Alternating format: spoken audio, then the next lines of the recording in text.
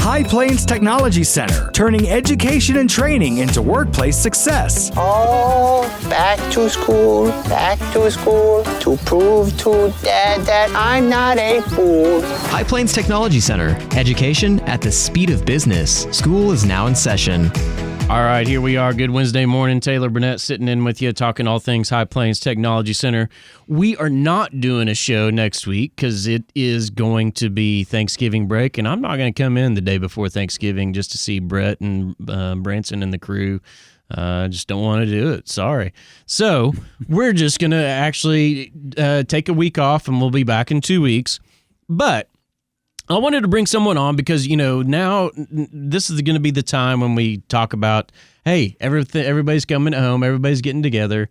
We're going to talk about something, and I brought in Jack Day. Jack, what's your title right now, really? Well, I want you what you really do. Yeah, I mean, wind really, energy instructor. Yeah, but what's your hat that a lot of people don't realize what you do for our campus as well? Campus safety coordinator. Campus safety coordinator. I was like, I was trying to figure out, and I go, I'm not going to say campus safety director because it's not campus safety director because, you know, your main priority is that, but it's campus safety director.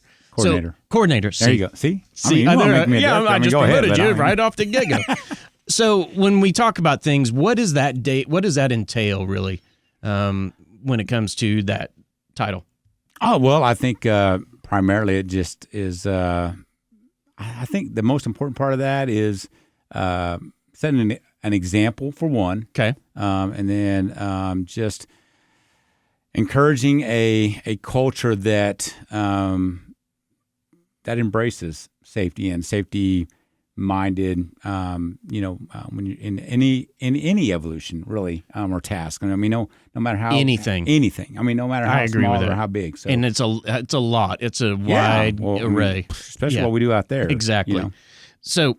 And that's why I wanted to bring you on to really talk about that because, you know, you train workers for the most dangerous environments, you know, electrified, up in the air, industrial, different facilities, confined space, just a ton of different things. But you know, I've talked about this for a while now. Where do most serious accidents occur? At home. Yeah. And what are we all getting ready to be? At home. At home. Yeah. So explain, why do you think people get more injured at home than at work? Well, let's see. Why do I get injured at home? Because I become more complacent. And let's be honest about, complacency, but also, you know, you get out of that work environment. Again, it's a culture thing. And I know I'm the guy that looks ridiculous, you know, because in my neighborhood, if I get out the chainsaw or whatever, I'm the guy out there. No joke, Branson. I've got my PPE on. I got my hard hat on. My safety glasses. You are that guy. Yeah. Okay. But you have to. But I don't know. I don't know if I have to. You want to. But I think the culture. You know, I've just kind of grown up with that. Not from a kid, but my military career. Okay, gotcha. So they do that right off the get go. So complacency is a big part, but also, do you have the gear? You know, I mean, it costs a little bit of money to go get the gear. Totally agree with that. Because, I mean, I'll be honest. I do wear eye protection. I do wear hand protection. I do wear hearing protection. You know, I shoot fireworks, so that's a very important step with that. I used to shoot fireworks, too. But I really don't wear the head the hearing protection? Yeah, the head protection. The head protection? The helmet a lot. Okay. And I know I probably should. I mean, let's even think about it. You know, we'll talk about that later. There's other activities involved that you almost have to do that, too, when it comes to home. So, with the holidays coming up and people spend more time at home, what kind of accidents do you think tend to increase? You know what I'm thinking of? I'm getting ready to put up my Christmas lights. There you go. And I'm thinking, you know, people are going to be up on a roof. They're going to get close to that edge. And I think we underestimate. I mean, you know, so in my line of work, we're working at 300 feet. Yep. But, we train even a 1 foot fall. There you go. Could actually be fatal. Yes. I mean, it's incredible. It is. So OSHA, we'll bring OSHA in there a little bit, but 4 feet, if you're elevated more than 4 feet, they require fall protection. You know? So the studies show, and I with my students, we get on to OSHA.gov and we actually look at, it's kind of creepy actually, but it's helpful for the students to see just exactly how, unfortunate things happen because people aren't being safe. But it's called the Fatalities and Catastrophes Report. and now they list a name. Ooh. Yeah, so it used to be worker, worker, worker. Now it has the age and the name of the individual that didn't get to go home at the end of the day. I know we're talking about being at home. Yes. But still, accidents do happen at home. OSHA just doesn't record that because it's a home environment, not a work environment. Well, my mom just fell from 0 feet. Yeah. And had a subdermal hematoma. Well, there you go. So, I mean, and of course, as we age, yeah. Oh, it's even worse. It's even worse. Yeah. I know. I'm realizing that. Yeah, me too. Yeah. So, what do you think's going on that makes people more accident prone this time of year? I mean, especially Thanksgiving's next week, and then the Christmas is right around the corner. I think you just said it. Busy.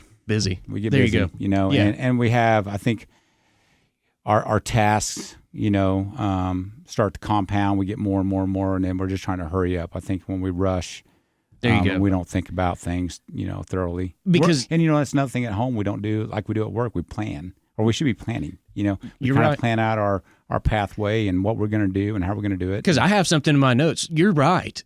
Because guess what? How many hands are in the kitchen and how many people are in there, getting stuff done that Thursday morning to Thursday afternoon or Thursday night? Yeah.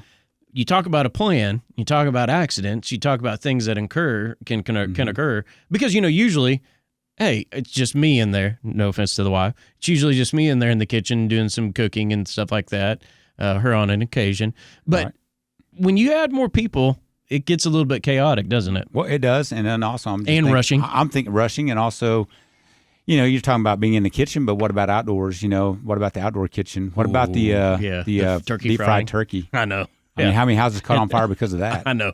Every time I see one of those posts, it just makes my skin crawl and scared. I'm not frying one this year, so I'm going to go the oven route this year and try. Oh, we're going to do a smoked. You're going to do the smoked. But okay. Okay. Family recipe or just going with it? Just going with it. So I also have using tools that you haven't done since Christmas. Yeah. But if you think about it, you are so right. That ladder is very important and very serious when it comes to things. If you get on the pitch in the eve of your house, and I know you do, correct? Yes. Oh, yes. So what does OSHA require construction workers to do? Well, they should be tied off. Yes. I mean, so they should be. So why should we not be? I think it's the material. So how do you tie off? I know. They have a way to fasten a line, up on a ridge line.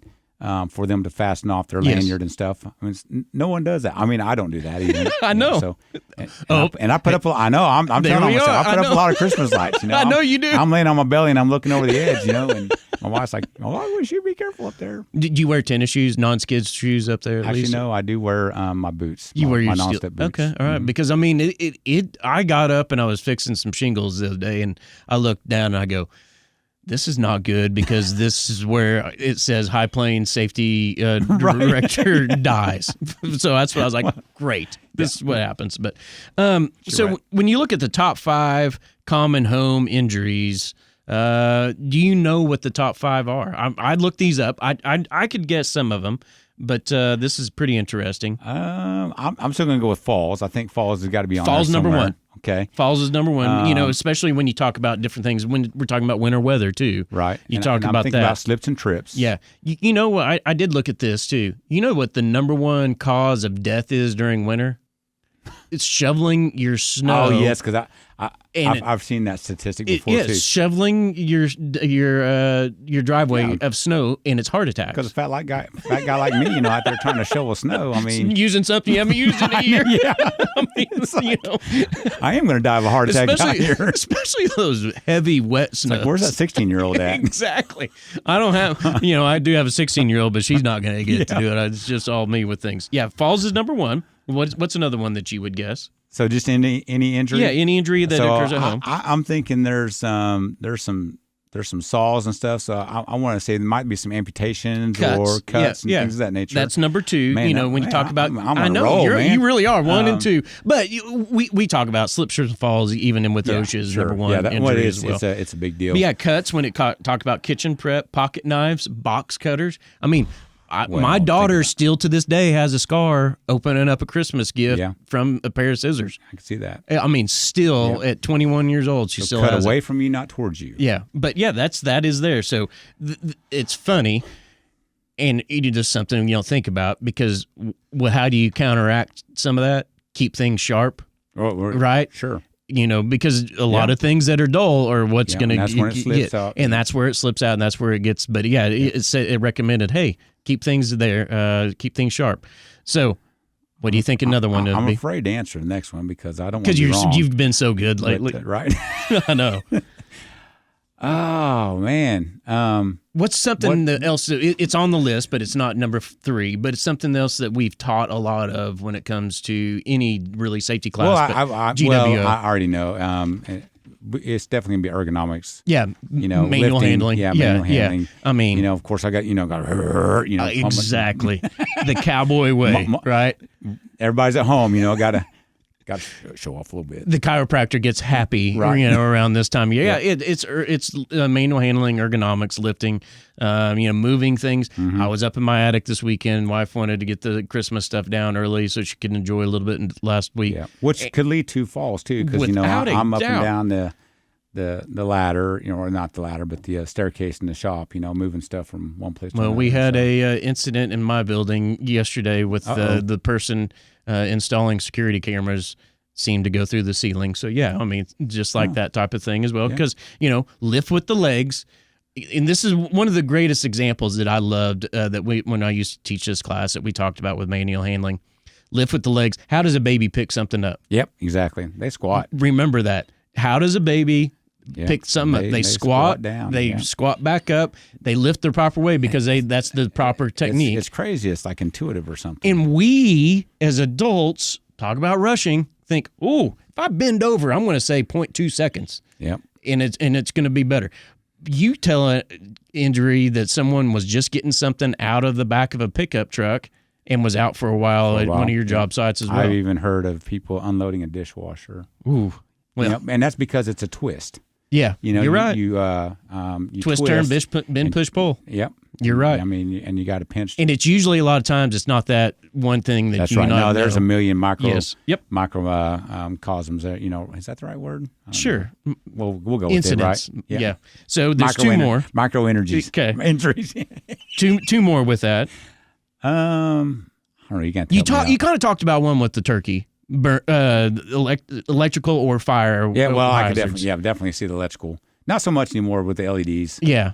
Thank goodness for those. But the fire is one when it comes to things also. For sure. So the third one, number 3 on the list, is burns because of the cooking activity. Yeah, I can see that, yeah. And I have scars to this day that show that as well. So if someone were walking through their house, at their home today, what are 3 quick things? Because you do a walk around, you do that. Mm-hmm. What are some of those things that they could look at around their house before preparing for the holidays? You think? Well, I think just like we talked about out there, general housekeeping. There you go. Just keep your area clean, keep your walkways clean. And I know it gets. You see my house. The day after Thanksgiving, we're pulling everything in for Christmas. Yeah. It gets really cluttered, but honestly, I kind of do preach the same stuff that I do out there at the tech center at home. I try to bring that into my home as well. Keeping your pathway open and clear. And when you're done with something, move it out of the way so that you're not tripping over it. Plan of attack, and I love the tile acronym that we use: the task, the individual, the load, and the environment. That really comes down. But plan your attack. Plan it. Yep. So we train thousands of people each year. You're involved in a lot of that. So what classes do you think that we teach that could really hit on that home safety aspect? When it comes to things. Honestly, I think all of our classes could. I agree. Could hit on that. In some sense, number one, though, I think the number one class that people that need to know that we talk about, that we teach, that is important on the job site, CPR and AE. You're talking about a specific. Yeah, for sure. Don't you think that's the best? Absolutely. Because you've had some incidences when you've taught. Yeah. That's one of those things. Yeah. So a lot of employers require it. But man, you're going to do it at home. Exactly. More than likely you're going to do it at home. When you talk about bloodborne pathogens, when you talk about cuts, how to stop the bleed, you would look at the incident and how to perform CPR. You're not going to have an AED at the house. No. Choking hazards. Yep. You know, that's something that I mean, we that's, got to look you know, at. it's something that I learned a long time ago. But coming across a motor vehicle accident, well, even way before then. But I want to be prepared after, you know, and now I have my mask and my gloves. You know, I'm prepared just in case you come up on something. Without a doubt. You got your PPE. You know, You got to protect yourself you got to first. protect yourself That's too. what we teach everybody with things. But yeah, that is a valuable